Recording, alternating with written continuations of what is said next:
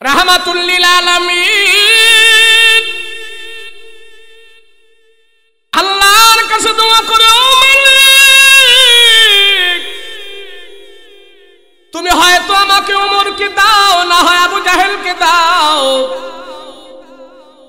রাসূল এই দোয়া করতেছে, দুইটা শক্তির ভিতর থেকে একটা শক্তি আমার পক্ষে দাও। রাহমাতুল লিল আলামিন দোয়া করতেছে। আর হযরত ওমর সবাইকে এলান করে দিল, কাফেরের মজলিসে বসে এলান করে দিল, তোমরা মুহাম্মদকে নিয়ে তো টেনশন করো না। আমি ওমর, আমার যত শক্তি আছে, আমার যত তরবারের জোর আছে, মুহাম্মদকে দিন থেকে আমি সরায়া দেব। আমাদের ধর্মের বিরুদ্ধে যে কথা বলে, মূর্তির বিরুদ্ধে কথা বলে, মুহাম্মদকে আমি দূরে সরায়া দেব। আমি একাই মুহাম্মদের জন্য যথেষ্ট। তোমাদেরকে কথা দিলাম, মুহাম্মদের কল্লা আমি টুকরা করে ফেলবো, মুহাম্মদের মস্তক আমি আলাদা করে ফেলবো। এই ওয়াদা করে ঘর থেকে হযরত ওমর বের হয়েছে, মুহাম্মদকে দুনিয়ার জমিন থেকে বিদায় করে দেবে। মক্কার দুই শক্তির ভিতর থেকে এক শক্তি। আল্লাহর নবী রাহমাতুল লিল আলামিন দোয়া করতেছে, ওমরকে কবুল করো, না হয় আবু জাহেলকে কবুল করো। হযরত ওমর নাঙ্গা তরবারি নিয়ে ঘর থেকে বের হয়ে রাস্তা দিয়ে হাঁটতেছে। পথের মধ্যে একজনের সাথে দেখা, বলল, কোথায় যাও এমন করে অগ্নশগ্ন হয়ে কোথায় যাও? বলে, আমাকে আজকে বাধা দিও না। যে মুহাম্মদ আমাদের ধর্মের বিরুদ্ধে কথা বলে, সেই ধর্মটাকে সরায় ফেলতেছে, অপমান করে ফেলতেছে। ওই মুহাম্মদের দেহ থেকে আমি তার মাথাটা উচ্ছেদ করে তোমাদের কাছে নিয়ে আসবো, সেই জন্য আমি যাইতেছি। ওই লোকটা ডাক দেয়া বলে, খবরদার, মুহাম্মদের কাছে যাওয়ার আগে তোমার বোনের ঘরে যাও। তোমার ভগ্নিপতি আর তোমার বোন, তারা দুজনে মিলে মুহাম্মদের হাতে কলমা পড়ে মুসলমান হয়ে গেছে, তাদেরকে আগে ফিরাও, তারপরে মুহাম্মদের কল্লা নেবা।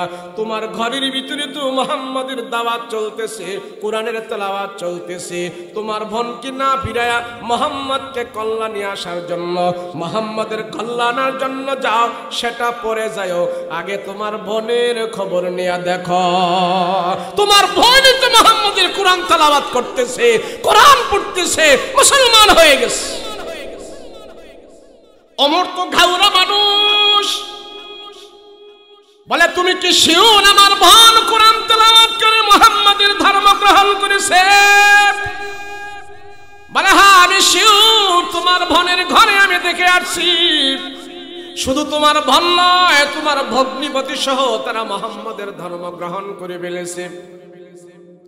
রাহমাতুল লিল আলামিন নবীজি তাদেরকে কোরআনের তেলাওয়াত দিয়ে দিয়েছে, কোরআন তেলাওয়াত করো। ওমর আল্লাহর রাসূলের বাড়িতে যায় না, ব্রেক করিয়া তার বোনের বাড়িতে চলে গেছে। তরবারিটা খাপ থেকে বের করে, নাঙ্গা তরবারি বের করে ওমর যখন রাস্তা দিয়ে হেঁটে যায়, সব মানুষ তা ভয়ে থরথর করতে থাকে। ওমরের জোরের সাথে কেউ পারবে না, ওমরের দাম্ভিকতা কেউ নিবারণ করতে পারবে না, কারো সাথে কোনো কথা বলে না। জিদ্দে রাগ হয়ে ওমর তার বোনের ঘরের ভিতরে চলে যাইতেছে। ঘরের দরজার কাছে যায়, দেখে ঘরের দরজাটা তালা দেওয়া, ঘরের দরজাটা ভিতর থেকে লাগানো আছে। ওমর ঘরের দরজার সামনে যাওয়ার পর কেমন যেন ঘরের ভিতর থেকে একটা গুনগুন করে কোরআনের তেলাওয়াতের আওয়াজ বের হইতেছে। মুসলমান ভাইয়েরা রে আমার, রাস্তা থেকে বলে দিল, তোমার বোন কোরআন তেলাওয়াত করে, তোমার বোন মুহাম্মাদের ধর্ম গ্রহণ করে ফেলেছে। ঘরের দরজার সামনে তারা কান লাগায় শুনতেছে, কথা বাস্তব। হযরত ওমর ঘরের দরজার মধ্যে বাহির থেকে আঘাত করতেছে, টাক টাক করে আওয়াজ দিয়ে দরজা খোলো। কিন্তু বোন জানে আমার ভাই অনেক রাগান্বিত মানুষ, অনেক দাম্ভিকতা আছে, অনেক রাগ। যখন দেখলো ওমরের আওয়াজ বাহিরে, ঘরের ভিতরে যে কোরআন তেলাওয়াত করতেছে স্বামী আর স্ত্রী, তাড়াতাড়ি করে তারা কোরআনুল কারীমের কপিগুলো কাপড় দিয়ে পেঁচায় এটাকে আড়াল করে ফেললো, ঢেকে ফেললো। এরপরে বুদ্ধি করতেছে আমরা কি বলবো কি বলবো। এই বুদ্ধি করতে করতে হযরত ওমর ঘরের দরজায় লাথি মারতেছে, ঘরের দরজা আঘাত করতেছে। তাড়াতাড়ি দরজা খোলো, তাড়াতাড়ি দরজা খোলো, তোমাদের অবস্থা 12টা বাজায় ফেলবো। ঘরের দরজায় লাথি মেরে আঘাত করতেছে, আর ঘরের ভেতর থেকে ভন দরজা খুললো। দরজা খোলার সাথে সাথে ভনের উপর কোনো আঘাত করে নাই, ওই ভগ্নিপতির প্রতি যায় আঘাত করা শুরু করে দিয়েছে। কানের মধ্যে চটকনা, মাথার মধ্যে চটকনা, পেটের মধ্যে লাথি, কিলাইতে কেলাইতে পিটাইতে পিটাইতে আধা আমার করে ফেলায় দিয়েছে। যখন বন যায় তারে ধরলো, ভাই কেন তারে তুমি মারছো, কারণটা কি? বলে আমি গুনগুন করে যে আওয়াজ শুনেছি এটা কিসের আওয়াজ? তোমরা কি সত্যি মুহাম্মাদের ধর্ম গ্রহণ করে ফেলেছো না? বলে হ্যাঁ ফেলেছি। বলে আমি আজ থেকে তোমাদেরকে নিষেধ করে দিলাম, আর কোনোদিন যেন মুহাম্মাদের কাছে না যাও, আর এই তেলাওয়াত যেন তোমাদের জবান থেকে আমি না শুনি। বোন ডাক দেয়া বলে ভাই জীবনটা আমার শেষ করে দিতে পারো, আমাকে মারতে পারো, আমাকে শেষ করে দিতে পারো। যে মুহাম্মাদের হাত রেখে আমি কোরআন তেলাওয়াত শিখেছি, যে মুহাম্মাদের হাতে হাত রেখে আমি জবান দিয়া কালেমা পড়েছি, দুনিয়া সব ছাড়তে পারি, আল্লাহর নবীর কোরআন তেলাওয়াত আমি ছাড়তে পারি না, ছাড়তে পারি না।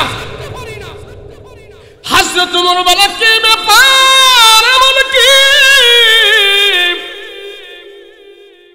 যে ভান আমার চোখে চোখ তুলে কোনো কথা বলে নাই, যে ভান আমার সামনে কথা বলতে কোনো সাহস করে নাই, আমার সেই ভনের ভিতরে তো সাহস কোত্থেকে আসলো? কে এমন সাহস দিল আমার ভনকে?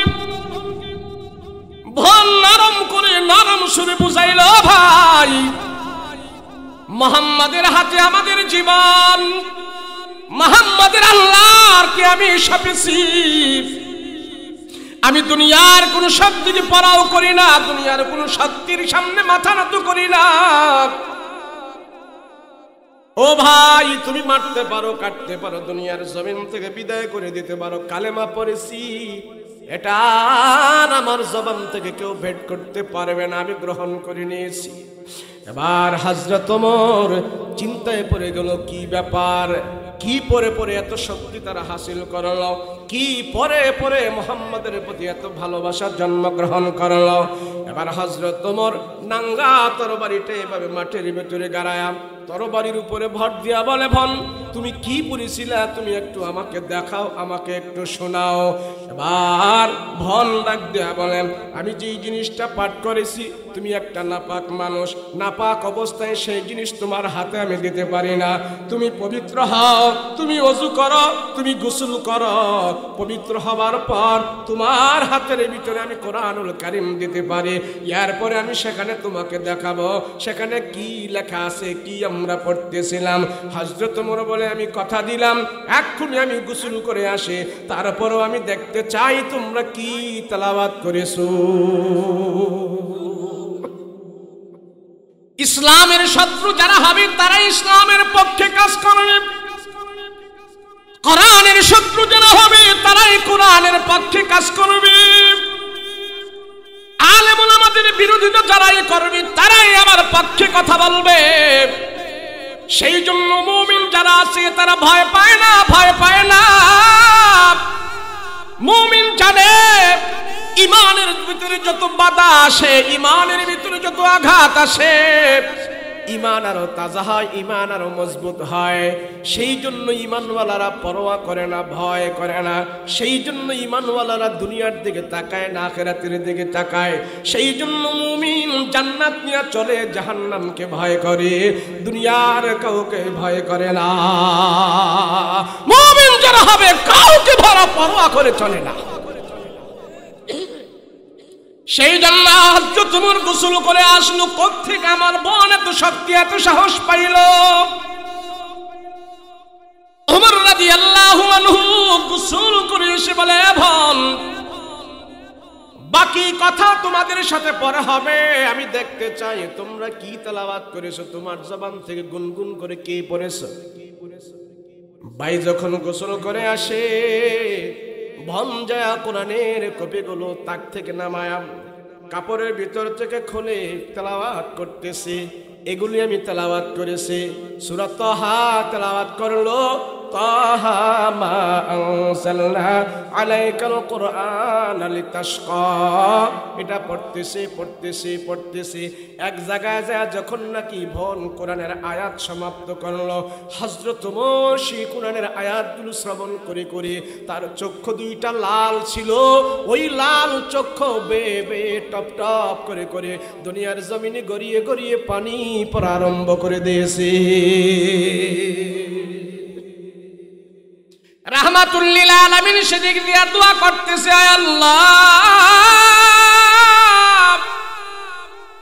ওমরকে তুমি কবুল করো না, হয় আবু জাহেলকে কবুল করো। এক রাসূলের দুয়ারে হলো বুরেল কোরআন তেলাওয়াত, ভনের কোরআন তেলাওয়াত ওমরের কলিজায় যায় আঘাত করেছে। ভনের জামানের কোরআন তেলাওয়াত ওমরের হাত থেকে তরবারি ছুঁড়ে ফেলেছে। ভনের কোরআন তেলাওয়াত হযরত ওমরের কলিজার মধ্যে যে আঘাত লেগেছে, মুহূর্তের ভিতরে কোরআনের তেলাওয়াতের কারণে ওমরের পাথরের মতন দিলটা একবারে নরম হয়ে গেছে।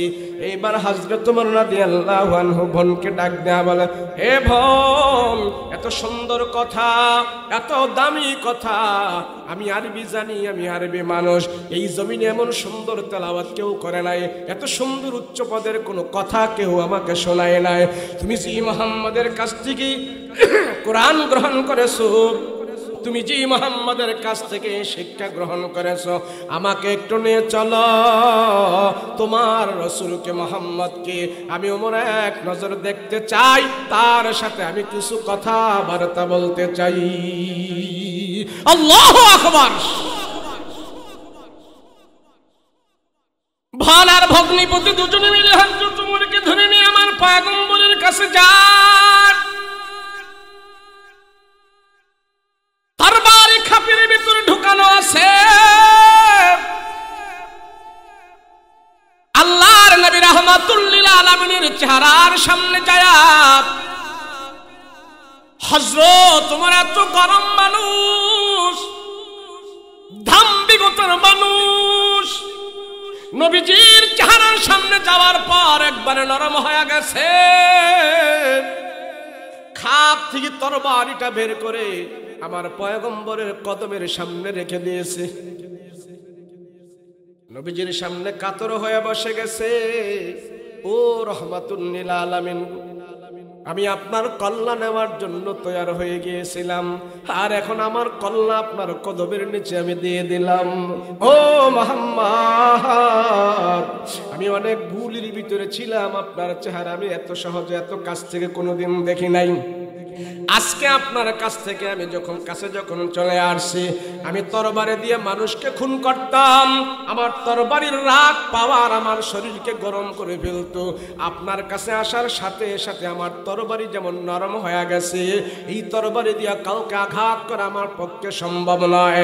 আপনার কথা মতো আমার তরবারি চলবে, আপনার কথা মতো আমার জীবন চলবে। রাসূল গো, কল্লা নেওয়ার জন্য আসি নাই, আজকে আসছি আমার কল্লা আপনার কদমের মধ্যে বিলাই দেওয়ার জন্য। ইয়া রাসূলুল্লাহ, ইয়া হাবিবাল্লাহ,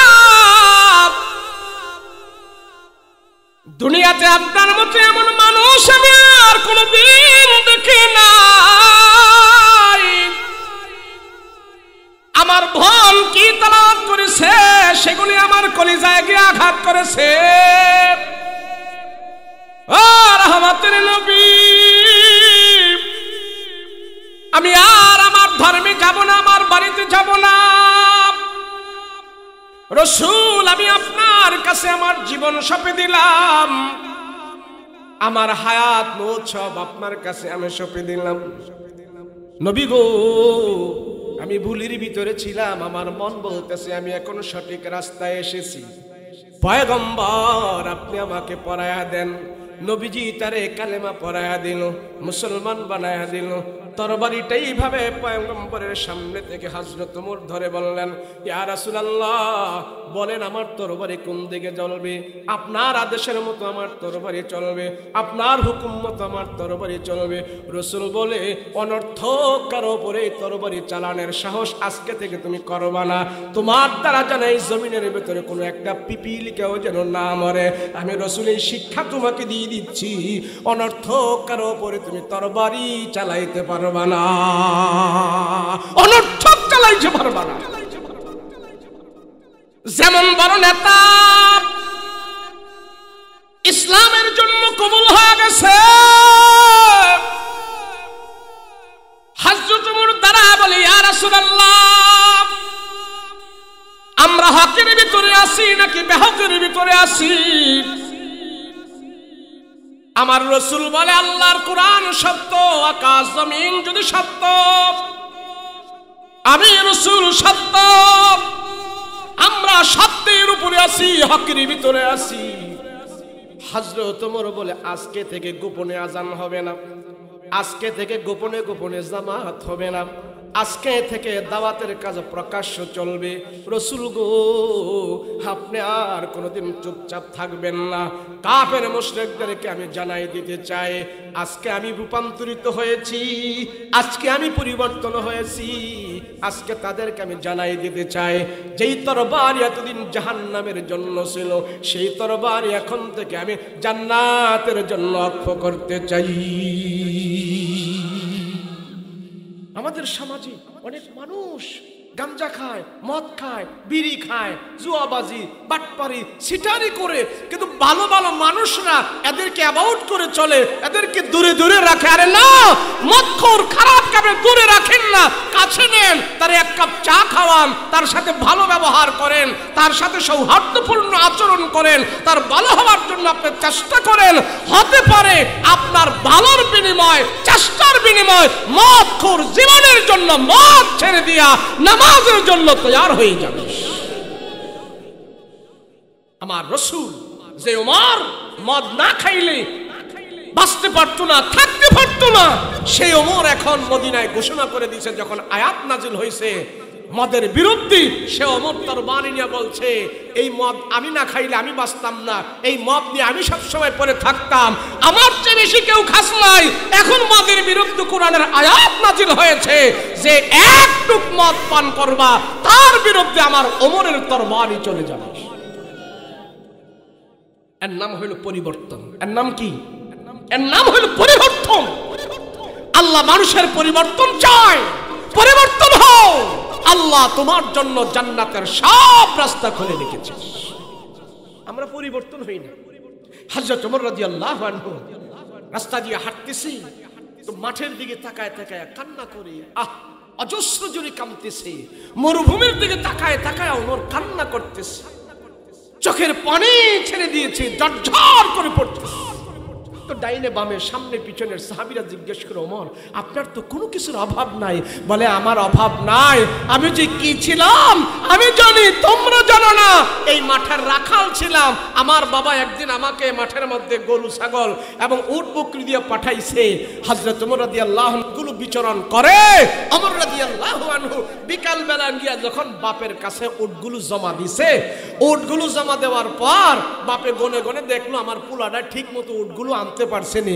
তো ওমর রাদিয়াল্লাহু আনহুর মাথার মধ্যে হাত দিয়া বাবায় দেখে মাথার উপরে উটের লাদা পায়খানা পইরা রইছে। তো জিজ্ঞেস করে, ওমর তোর মাথায় কি রেডি? কাব্বা, প্রচন্ড গরমের মধ্যে একটু ছায়ার জন্য উটের পিছনে যে বসছিলাম, যে একটু ছায়া যেন হয়। তো এই যে ছায়ার মধ্যে বসছি, ওই ছায়ার মধ্যে আমি ঘুমাই গেছি, আর উট আমার মাথার মধ্যে পায়খানা করে দিচ্ছে। এটি সরাইতে আর মনে নাই, এটি লই এই বাড়িতে আসছে। তখন হযরত ওমর রাদিয়াল্লাহু আনহু বাবা তার মাথার মধ্যে হাত দিয়ে, আল্লাহ আমার এরকম একটা বোকা শোকা ফুলা বানাইছো, আল্লাহ হ্যাঁ দুনিয়াতে কি কইরা খাইবো, কেমনে চলবো? ও সাহাবীরা, আমার বাবা আমাকে নিয়ে চিন্তা করতো আমি কেমনে চলবো। আমি তো সেই ওমর, আজকে দু জাহানের বাদশা রাসূলুল্লাহর কারণে, আমার রাসূলুল্লাহর কদম মুবারকের কারণে, রাসূলুল্লাহর হাতে হাত রেখে কলমা পড়ার কারণে শুধু ওমর নয়, অর্ধ জাহানের খলিফা আল্লাহ বানাই দিয়েছে। তোমরা তোমরা কি মনে করো আমি তো আমার আগের জিন্দেগি যদি দেখি আমার কাছে অনেক কষ্ট হয়, অনেক লজ্জা হয়, কোথায় ছিলাম আর কোথায় আসছি, আল্লাহ আমাকে কোথায় নিয়ে আসছে? কথা বলেন ঠিক কি না? হাবলা মানুষ, আপনারা হাবলা বুঝেন নি? কারে বোকা শোকা। হ্যাঁ, আমাদের কুমিল্লায় কয় মগা। হ্যাঁ, মগা। নোয়াখালীর হেদিকে ব্যাককল, ব্যাককল কয়, মগা কয়, ঢাকা আসলে কয় হামদু। কি কয়? হামদু। আপনার দেশে কি কয়? ব্যাককল। বোকা শোকাও কয়। ওই বগুড়া গেলে কয় মভিজ। কি কয়? কুমিল্লারা কয় মগা, আর রংপুরারা কয় অগা। ওই বরিশাল খেবু ভরার হেদিকে গেলে কয় খেবু ভরার বলদ। এমন একটা মানুষ ছিলেন হযরত ওমর, আল্লাহর কোরআনের সাথে যখন তার দিল লেগে গেছে, কোরআনের তেলাওয়াত যখন তার দিলের ভিতরে এফেক্ট করেছে, সেই ওমরকে আল্লাহ সারা দুনিয়ার জন্য কবুল করে নিয়েছে। কেমন হযরত ওমর রাদিয়াল্লাহু আনহু এই সমাজ পরিচালনা করত। ওমর রাদিয়াল্লাহু আনহু সেই সমাজের ভিতরে দেখতেন, আমার মহল্লার ভিতরে, আমার আশেপাশে কোন গ্রামে, কোন অঞ্চলের কোন যুবকেরা ভালো আমল করে, ভালো কাজ করে, বেছে বেছে যুবকদের জন্য উনি আয়োজন করতেন, প্রশংসা করতেন। ওমর রাদিয়াল্লাহু আনহুর জামানায় একটা যুবক, সে খুব ভালো আমল করত, নামাজ রোজা করত। আমাদের সমাজে এমন কিছু জেনারেল ভাই আছে না, ব্যবসা করে, চাকরি করে, ভার্সিটিতে পড়াশোনা করে, কলেজে পড়ে, কিন্তু মাথার মধ্যে টুপি থাকে, গায়ের মধ্যে জুব্বা থাকে, 5 ওয়াক্ত নামাজ জামাতের সাথে পড়ে, এমন আছে না? নাই? যে মহল্লায় এমন ছেলে আছে, আমরা তার প্রশংসা করবো দূরের কথা, আমরা আরো টিটকারি করি। কথা কয় না? বন্ধু বান্ধবরা কয় কি রে বেটা, এত আগেই তুই কি মজনু সাজ্জা গেলি, লাইলি ভাইছিস নি? বলে কি বলে না? শুধু বন্ধু বান্ধব না, মা বাবাই শুদ্ধা মস্করা করে, তোরে ফাটাইলাম ভার্সিটি, তুই ইঞ্জিনিয়ার ডাক্তার হবি, তুই এখন তুই হুজুর হয়ে গেছিস, ব্যাপার কি? আছে না? নাই? তো এমন যে সমস্ত যুবকেরা ভালো আমল করে, আদবের সহিত চলে, হযরত ওমর রাদিয়াল্লাহু আনহু তার জামানায়, তার এলাকায়, মানে ওমর রাদিয়াল্লাহু আনহুর গ্রাম থেকে যেখানে বাস করত, ওখান থেকে একটু দূরে, কয়েক মাইল দূরে এমন একটা যুবক ছিল। ওই যুবকের প্রশংসা হযরত ওমর নিজে সবার সাথে করতেন। কি করত? যুবক খুব ভালো ছিল। তো আমাদের সমাজেও দেখবেন কিছু ভালো মানুষ আছে, ভালো যুবক আছে, আবার কিছু খারাপ যুবতীও আছে। আছে না? ঢাকা শহরের ভিতরে এখন কিছু এমন মহিলা চক্র বের হয়েছে, মহিলা চক্র। এরা দেখে কোন বাবার ছেলের পয়সা বেশি, কার বাবার বিল্ডিং, পয়সা, উড়াধুরা কোন পোলাবেনটা চলে। তো মহিলা গ্যাং বের হইয়া এই ছেলেটারে ফাঁদে ফালানোর জন্য মহিলা গ্যাংয়েরা টার্গেট করে। আপনাদের এদিকে নাই? এটা ঢাকা শহরে বেশি, গ্রামগঞ্জে কম। তো দুষ্ট নারী আর উত্তম পুরুষ, উত্তম নারী, দুষ্ট পুরুষ, এটা যুগে যুগেই ছিল। ওমর রাদিয়াল্লাহু আনহুর জামানায়ও ছিল। তো ওমর রাদিয়াল্লাহু আনহু যেই যুবক আখলাকওয়ালা, নামাজ পড়ে, রোজা করে, সালামে কালামে চলে, তার প্রশংসা সব মানুষের সাথে করে, তারে অনেক সময় অনেক কিছু হাদিয়া দেয়, তার খোঁজ খবর রাখে। কিন্তু ওই ছেলেটার মহল্লার ভিতরেই একটা দুষ্ট নারী ছিল।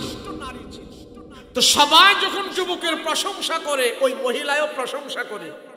তবে মহিলার প্রশংসাটা ছিল একটু ব্যতিক্রম। কি ছিল? জোরে বলেন না, কি ছিল? ব্যতিক্রম ছিল। সবাই তার প্রশংসা করে আখলাকের, সবাই তার প্রশংসা করে স্বভাবের, সবাই তার প্রশংসা করে কথাবার্তার, চাল চলনের, কিন্তু ওই দুশ্চরিত্রা নারী তার পিছনে লাগছে। সবাই এত প্রশংসা করে ভালোবাসে, আর তারে যদি আমার সাথে বশ করতে পারি, আমার সাথে জীবন সঙ্গী বানায় নিতে পারি, তাইলে তো আমার জন্য অনেক ভালো হয়। তো ওই মহিলাটা এই ছেলেটার পিছনে লেগে আছে, কুচক্রি লেগে আছে, ফান্দে তারে ফালাইবো কেমনে, শুধু সেই চিন্তা করতেছে। এখন ওই মহিলা সুযোগ খুঁজতেছে, খুঁজতে খুঁজতে এক পর্যায়ে যায় ছেলেটারে পাইল। ছেলেটারে পেয়ে ডাইকা ঘরের ভিতরে নিল, নেওয়ার পরে ঘরের দরজা লাগাই দিল। দরজা লাগানোর পরে তারে বলতেছে, শোনো, আমার আশেপাশে কেউ নাই, বহুদিন ধরে তোমার পিছনে আমি লেগে আছি, টার্গেট করে আছি। তুমি যদি আজকে আমার হাত থেকে বাঁচতে চাও, চিল্লা পাল্লা করলেও বাঁচতে পারবা না। তুমি যদি চিল্লা পাল্লা করো, তাহলে আমি লোকজন ডেকে বলবো, তোমার বিরুদ্ধে যা যা বলি সব মানুষ শুনবে। আমার ঘরে তুমি চলে আসছো, তোমার কথা এখানে চলবে না। এখন হযরত এই ছেলে বলতেছে, আচ্ছা আপনার মনোবাসনা কি আমাকে খুলে বলেন। মনোবাসনা কিচ্ছু না, তোমার সাথে আমার চাহিদা পুরো হবে। এরপরও যুবক এটা বুঝতেছে না। আরে আমি ভালো মানুষ, আমি তো এসব কিছু জানি না, তো আপনি আমাকে কি বলতেছেন এগুলা?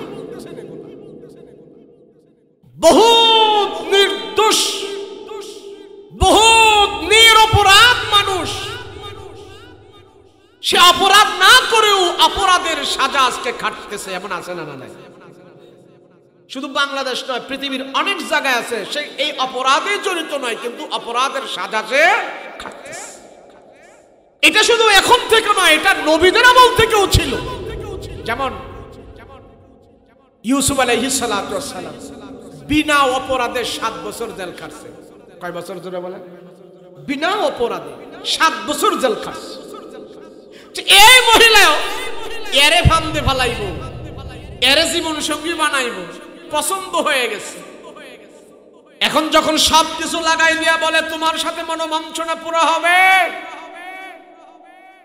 সেই যুবক বলে আমার দ্বারা এটা সম্ভব নয়, আমি আমার আল্লাহকে ভয় করি। সুবহানাল্লাহ। ওমরের জামানায় এমন যুবক ওমর তৈরি করেছে, তার চোখের সামনে জিনার জন্য তাকে আহ্বান করে সে এটা অ্যাবাউট করে দেয়, আমি ভয় করি আল্লাহকে, এমন কাজে আমি জড়াইতে চাই। মহিলা কয়, যা করো না করো, কেউ তোমার কথা শুনবে না, আজকে আমারই সবকিছু। ছেলেটা ডাক দেয়া বলে, আপনি আমার চরিত্র নষ্ট করবেন না। আমি অনেক কষ্ট করে ঈমান আর আমল বানিয়েছি, আমি আল্লাহকে সন্তুষ্ট করে চলে, আমি নাজায়েজ কোনো কাজ করি না, আল্লাহকে রাজি খুশি করার জন্য আমি চলি। হযরত ওমর আমার প্রশংসা করে, আর ওমরের কাছে আমি একজন ভালো মানুষ, আমার কাছেও হযরত ওমর একজন ভালো মানুষ। যদি ওমর জানতে পারি আমি এমন কলঙ্ক নিয়ে কবরে গেছি, যদি ওমর জানতে পারে আমি এমন কলঙ্ক হয়ে গেছে আমার, তাইলে ওমরের সামনে আমি মুখ দেখাতে পারবো না। কিন্তু আপনার হাতে ধরি, পায়ে ধরি, দোহাই আল্লাহ, আমার জীবন আপনি নষ্ট করবেন না, সমাজের কোন মানুষের কাছে আপনি আমাকে অপরাধী বানাইবেন না। ওই বজ্জাত মহিলা ডাক দেয়া বলে, যুবক,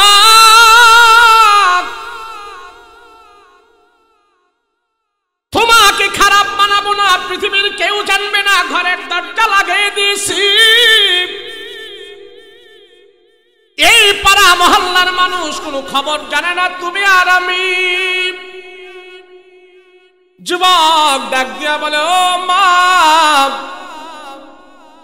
এখানে আমি আর আপনি নয়, আমাদের মাঝে আরেকজন আছে, যিনি হলেন আমার আল্লাহ। দুনিয়ার সব মানুষকে ফাঁকি দেওয়া যাবে, আল্লাহকে ফাঁকি দেওয়া যাবে না। আল্লাহ আমাদের কর্মকাণ্ড দেখতেছে। মাগো, আপনি যা কিছু বলেন না কেন, আজকে আপনার অপকর্মে আমি লিপ্ত হতে পারবো না। ওই মহিলাটা যখন নাকি তারে জোর করা শুরু করেছে, ওই যুবক চিৎকার দিয়ে আল্লাহর দরবারে বলেন, আল্লাহ, আমার জীবনটাকে আমি পবিত্র নিয়ে তোমার কাছে যেতে চাই, পবিত্র জীবন নিয়ে আমি কবরের মধ্যে যেতে চাই। তুমি আমার অপবিত্র বানায়া কবরে নেবা না। আমার জীবন আমি স্বচ্ছ রাখতে চাই, পবিত্র জীবন নিয়ে আমি কবরের ভিতরে যেতে চাই। এইভাবে যুবক যখন চিল্লায় চিল্লায় আল্লাহর দরবারে পবিত্র হওয়ার জন্য দোয়া করতেছি, ওই মহিলা যখন আগায় আসছে আর যুবক আল্লাহর দরবারে হাত উঠে একটা চিৎকার মেরেছে, চিৎকার দেওয়ার সাথে সাথে আল্লাহ তাআলা ওই যুবকের প্রাণ বের করে নিয়ে মৃত্যুর কোলে তারে ঢালায়া দিছে। মহিলা এখন ভয় পাওয়া গেছে, ছেলেটা মৃত্যুবরণ করে ফেলেছে। হায় হায় হায়, হবে কি? মহিলা তো এটা ভাবে নাই ছেলেটা এখন মৃত্যুবরণ করবে, মারা যাবে। যৌবনের তাড়না, কিন্তু মুহূর্তের ভিতরে ছেলেটার লাশ পড়ে আছে। কিন্তু ছেলেটা যখন একটা চিৎকার মেরেছে, ও মালিক, তোমারে ভয় করি, তোমার আদালতে আমার চেহারা একদিন দেখাইতে হবে। আল্লাহ, অপকর্ম থেকে আমাকে বাঁচায় দাও, জিনা থেকে বাঁচায় দাও। তোমার দরবারে জিনাকার হয়ে আমি হাজির হতে চাই না, তোমার দরবারে আমি গুনাহ নিয়ে হাজির হতে চাই না গো আল্লাহ। তুমি আমাকে পাপ থেকে মুক্ত রাখো, পাপ থেকে মুক্ত রাখো। এই কথা বলার সাথে সাথে আল্লাহ পাক অপকর্ম করার আগে আগে তারা দুনিয়ার জমিন থেকে বিদায় করে দিয়েছে। মৃত্যুর কোলে যখন নাকি ছেলেটা ঢলে পড়ে গেছে, ওই মহিলাটা এসে আবার দেখতেছে তার হাতের শিরা ধরে দেখে না, রুহ নাই, সব বের হয়ে গেছে, মারা গেছে, মৃত্যু হয়ে গেছে। এখন মহিলাটা হঠাৎ করে ভয় পাওয়া গেছে, দুশ্চরিত্র মহিলা এখন ভয় পাইতেছে, হায় রে, লাশ আমি কোথায় নেব? এখন যদি পাড়া মহল্লার মানুষ এসে যখন নাকি দেখবে আমার ঘরে লাশ, তার লাশের কারণে আমাকে তো অপরাধী বানায়া জেলখানার ভিতরে আমি ঢুকাইবে। আমি তো তারে মারি নাই, সে তো আমার গুনাহ করে নাই, গুনাহ থেকে বেঁচে পবিত্র হয়ে তো সেই মৃত্যুবরণ করেছে। অতএব তার সাথে আমি আর কোনো খারাপ আচরণ করব না। আশেপাশের মানুষদেরকে ডাক দিয়া সত্য কথা মহিলা বলে ফেলল, তোমরা আমারে মারলেও পারো, তোমরা আমাকে কাটলেও পারো, কিন্তু এমন এমন অবস্থা হয়েছে তার সাথে আমি কোনো খারাপ করি নাই, সে ভালো হয়ে দুনিয়া থেকে বিদায় হয়ে গেছে। মহিলা এখন ভয় পাইতেছে, যাক ছেলেটা মারা গেল, আল্লাহ পাক তারে দুনিয়ার জমিন থেকে নিয়ে গেল। এই সন্তানের মা বাবা খবর পাইল, ওই খারাপ মহিলা, যুবতী মহিলা মা বাবার হাতে পায়ে ধরে তার বর্ণনা দিতে আরম্ভ করল। মাগো, আপনারা যদি আমাকে এখন মেরে ফেলেন তাও আমি মরব, আপনারা যা ইচ্ছা তা করতে পারেন, কিন্তু আপনার সন্তানের সাথে আমি একটা খারাপ ব্যবহার করতেছিলাম। আপনার সন্তান যে এত পবিত্র আমার জানা ছিল না, সে আমার সাথে জিনায় লিপ্ত হয় নাই, আল্লাহকে ভয় করেছে, আল্লাহ তারে পবিত্র অবস্থায় দুনিয়ার জমিন থেকে বিদায় করে দিয়েছে। মা বাবা ওই মহিলাকে আর কিছু বলে নাই, সন্তানের চেহারার দিকে তাকায় দেখতেছে, সন্তানের চেহারাটা নুরানে নুরান্বিত হয়ে রয়েছে। মা বাবা 10-5 জন ডাক দিয়া রাতের বেলায় সন্তানকে দাফন কাফন করে কবরের মধ্যে রেখে দিয়েছে, তাকে আর কোনো মানুষের কাছে জানতেও দেয় নাই, মৃত্যুবরণ করেছে আর কবরের মধ্যে দাফন করে রেখে দিয়ে আসছে।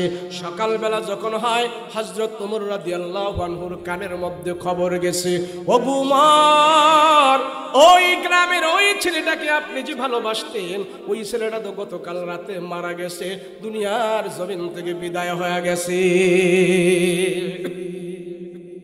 খলিফাতুল মুসলিমিন ওমর যখন শুনল আদর্শবান একটা যুবক দুনিয়ার জমিন থেকে বিদায় হয়ে গেছে, হযরত ওমর ইন্না লিল্লাহি ওয়া ইন্না ইলাইহি রাজিউন পড়ল। হযরত ওমরের মনটা ভেঙে গেছে,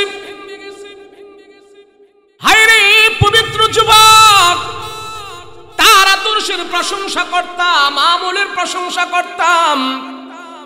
এমন এক যুবক দুনিয়ার জমিন থেকে বিদায় হয়ে গেছে। সাহাবীরা আসো। হযরত ওমর তার সঙ্গী সাথী সবাইকে নিয়ে বলে, তোমরা আমার সাথে চলো। ওই পবিত্র যুবকের জানাজার নামাজে আমি ওমর তার জানাজার নামাজে অংশগ্রহণ করব, তার জানাজার নামাজে আমরা শামিল হব। চলো। সব সাহাবীদেরকে নিয়ে হযরত ওমর যুবকের বাড়িতে সকালবেলা রওনা দিয়েছে।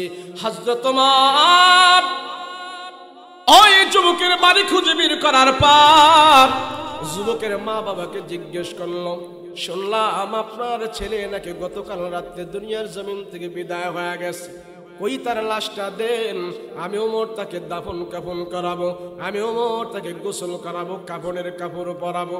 মা বাবা চোখের পানি ছেড়ে ছেড়ে কান্না করে বলে, ওগো আমিরুল মুমিনিন, সন্তান তো রাতের বেলা মারা গেছে, আর রাতের বেলায় আমরা তাকে দাফন কাফন করে কবরের ভিতরে রেখে দিয়ে আসছি। হযরত ওমর সাহাবীদেরকে ডেকে বলে, সাহাবীরা, আরে সচ্চরিত্র আদর্শবান যুবক, যে যুবক আল্লাহর রাসূলের সাথে আরশে আজিমের নিচে ছায়ার মধ্যে থাকবে, আমি ওমর সেই যুবকের জানাজায় শরীক হতে পারি নাই, সেই যুবকের দাফন কাফনের কাজে আমি ওমর শরীক হতে পারি নাই। সাহাবীরা আসো। ওই যুবকের মা বাবাকে বলে, দান আপনার সন্তানের লাশ কোথায় দাফন করেছেন, কবরটা একটু আমাকে দেখায় দেন। সুবহানাল্লাহ। আমিরুল মুমিনিন নওজোয়ান যুবকের এত প্রশংসা করত তার আমল আখলাক ভালো হবার কারণে। যুবকের কবরের পাশে দলবল নিয়ে হযরত ওমর হাজির হয়ে গেছে। হযরত ওমর রাদিয়াল্লাহু আনহু কবরের পাশে দাঁড়াইয়া মা বাবা থেকে তো সব ঘটনা শুনছে। যুবতী মহিলা এমন এমন করেছে, তে অপকর্ম করে নাই, আল্লাহর ভয় নিয়ে কবরের ভিতরে গেছে, কিন্তু সে গুনাহ করে নাই, আল্লাহর ভয় অবস্থায় তার মৃত্যুবরণ হয়েছে। হযরত ওমর রাদিয়াল্লাহু আনহু কোরআনে কারীমের একটা আয়াত খুলে ফেলল।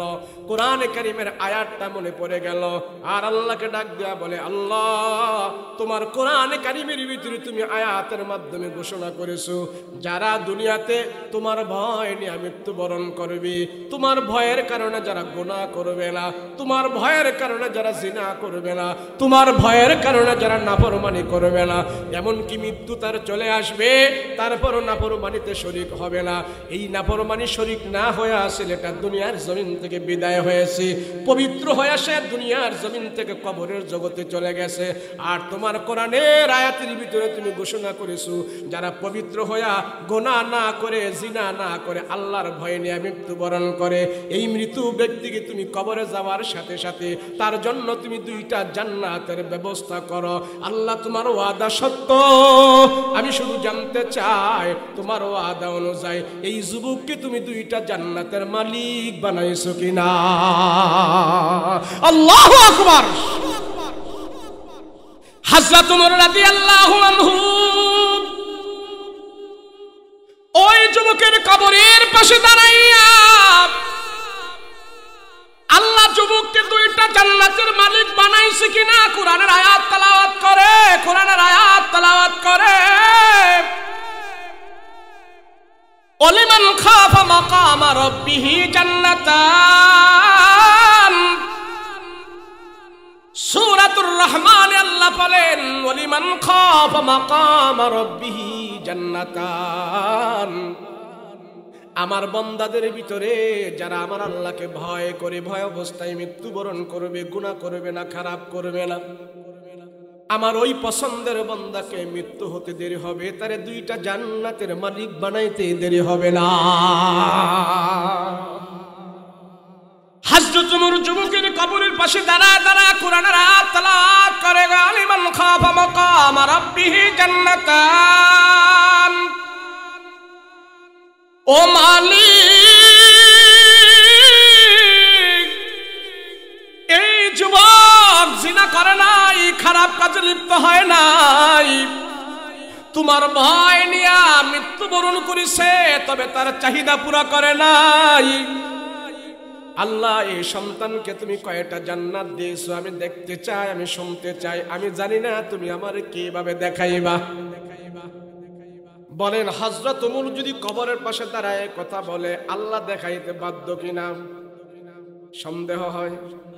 আরে ওমর তো এমন মানুষ, মদিনার ভিতরে যারা কি কি স্বপ্ন দেখতো, ওই স্বপ্নের খবর পর্যন্ত হযরত ওমর সকালবেলা বলে দিতে পারত। আল্লাহ ওমরকে এমন ভাবে কবুল করেছে। ওমর সাধারণ মানুষ না, সাধারণ মানুষ না। যে গিয়েছিল নবীজির কল্লা আনতে, নিজের কল্লা যখন নবীজির কদমে বিলা দিছে, আল্লাহ সে ওমরকে এমন ভাবে কবুল করছে,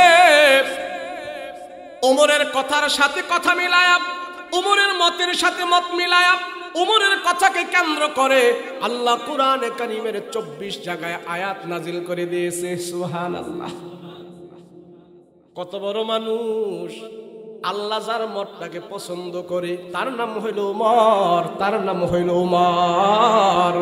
ওই ওমর কবরের পাশে দাঁড়ায় দাঁড়ায় বলতেছেন, ওগো আল্লাহ, কোরআনের আয়াত দিয়া বলছেন তারে আপনি 2টা জান্নাত দিবেন, আমি জানতে চাই আপনি 2টা জান্নাত দিবেন কিনা আমি একটু জানতে চাই। কেমনে জানাইবেন, কেমনে দেখাইবেন, এটা আপনার বিষয়। রাসূল বলেছেন, আমার পরে যদি নবী হইতো ওমর, আমার পরে যদি আল্লাহ কাউকে নবী বানাইতো সে নবী হইতো ওমর। ওই ওমর কবরের পাশে বলতেছে, আল্লাহ আমারে দেখাই দাও। होती ना मोहम्मद पे अगर खत्म रिसालत, होती ना मोहम्मद पे अगर खत्म रिसालत, फारूक के आज़मत कुबरा की सजावार, फारूक के आज़मत कुबरा की सजावार। हजरत उमर কবরের পাশে দাঁড়ায় দাঁড়ায় বারবার যখন নাকি আল্লাহর কাছে এই কথা বলে, ওগো মালিক, তুমি 2টা জান্নাত দিয়েছো কিনা আমারে জানায় দাও, জানায় দাও। আল্লাহ ডাক দিয়া কই, ওমর গো, তোমার কথা তো আমি রাখতে পারি, তোমার কথা তো আমি না রাখা পারি না। তুমি আমার কাছে চেয়েছো, আমি তোমাকে দেখার ব্যবস্থা করতেছি। তাফসীর ইবনে কাসিরের বর্ণনা আছে, ওয়ালিমান খাফা মাকাম রাব্বিহি জান্নাতান। এই আয়াতের তাফসীরের ভিতরে আছে, এই আয়াতের তাফসীর আলায় তাফসীর করেছে। হযরত ওমর কবরের পাশে দাঁড়ায় দাঁড়ায় কুরআনের আয়াতটা যখন তেলাওয়াত করেছে, আল্লাহ ওই যুবককে জান্নাত দিয়েছে। হযরত ওমর দেখতেছি কবরের মাটিগুলো 2 দিকে সরে গেছে, আর ওমরের চেহারাটা, হযরত ওমরের চেহারাটা যুবকের চেহারার সাথে পড়ে গেছে। ওই যুবক কবর থেকে আওয়াজ দেয়া বলতেছেন, ওগো আমিরুল মুমিনিন, আল্লাহর ওয়াদা আল্লাহ পুরা করেছে, আল্লাহ আমাকে 2টা জান্নাত দান করে দিয়েছে। আল্লাহু আকবার। তার নাম হলো ওমর, আর তার নাম হলো ওমর। মানুষ, আমরা ওমরের জীবনী পড়তে রাজি না, ওমরের আদর্শ মানতে রাজি না। যদি মানুষ, আরে আমি দুনিয়াতে যত কলামিস্ট, দার্শনিক যত আমি দেখি, এই স্যার, ওই স্যার, এই লোক, সেই লোক, বিজ্ঞান যা কিছু দুনিয়াতে আছে, আমি বলবো হযরত ওমরের মতন পৃথিবীতে কিয়ামতের আগ পর্যন্ত আর একটা লোক দুনিয়াতে আসবে? বলে আসবে? আসবে না। নবীজি হযরত ওমরকে তৈয়ার করেছে, আবু বকরকে তৈয়ার করেছে। তোমরা পৃথিবী পরিচালনা করতেছো, তোমরা দুনিয়ার উন্নয়ন করতেছো, দুনিয়ার সব কিছু তোমরা করতেছো, একজন ওমর প্রতিষ্ঠা করে দেখাও না, আমরা দেখি, কথা বলো ঠিক কিনা। আমার রাসূল ওমর তৈয়ার করেছে, আমার রাসূল আলী তৈয়ার করেছে, আমার রাসূল হামজা তৈয়ার করেছে, আমার রাসূল আবু বকর তৈয়ার করেছে। যেই আবু বকরের জন্য জান্নাতের 8টা দরজা আল্লাহ পাক খুলে রাখবেন। একজন ব্যবসায়ী ছিল আবু বকর। কি ছিল? কথা কন না, কি ছিল? মক্কায় 14টা দোকান ছিল, কাপড়ের দোকান। কয়টা? 14টা কাপড়ের দোকান, সেই 14টা কাপড়ের দোকান যদি এখন হিসাব করা হয় কত কোটি কোটি টাকার সম্পদ ছিল হযরত আবু বকরের। সব কাপড়গুলো বিক্রি করে দিয়া, দোকানগুলো বিক্রি করে দিয়া আমার রাসূলুল্লাহর কাছে জমা দিয়েছে, ইয়া রাসূলুল্লাহ আমার দোকান দরকার নাই, কাপড় দরকার নাই, রাসূল আপনার দরকার, আল্লাহর দরকার। আমি যদি মৃত্যুবরণ করি, আমি যদি জান্নাত পাই, সবচেয়ে বড় সম্পদ আমি পেয়ে যাব। রাসূল পাক সাল্লাল্লাহু আলাইহি ওয়াসাল্লাম ওমর তৈয়ার করেছেন।